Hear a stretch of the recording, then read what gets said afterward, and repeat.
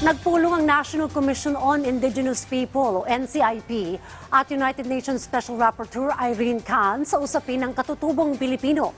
Tinalakay ang mga nagawa upang maiangat ang kalidad ng pamumuhay ng mga indigenous people sa bansa. Yan ang ulat ni Noel Talakay.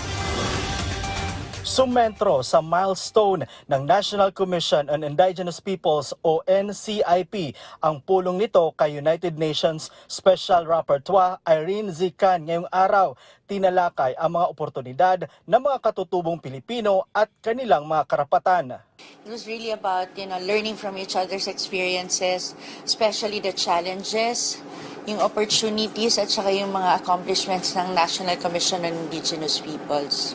Ayon sa artikulo ng United Nations Office for Project Services na towards inclusion for indigenous peoples in the Philippines, sinasabi rito kulang sa oportunidad, social services at itinuturing na pinakamahirap ang mga katutubong Pilipino.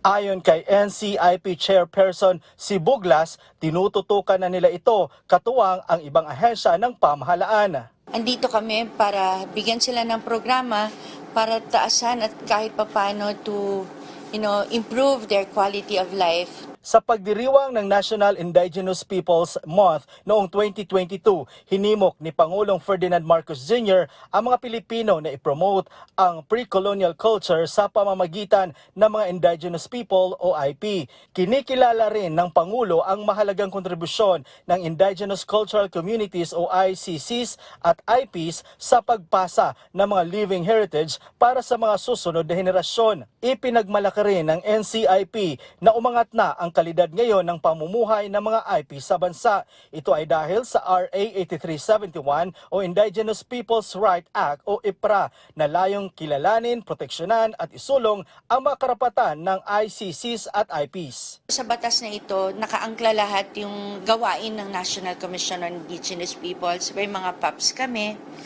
kung saan yung ating mga programa, yung ating mga polisiya, ang ating mga aktibidades, nakaangkla kung ano yung mga pangangailangan, yung mga appropriate needs ng ating mga katutubong Pilipino.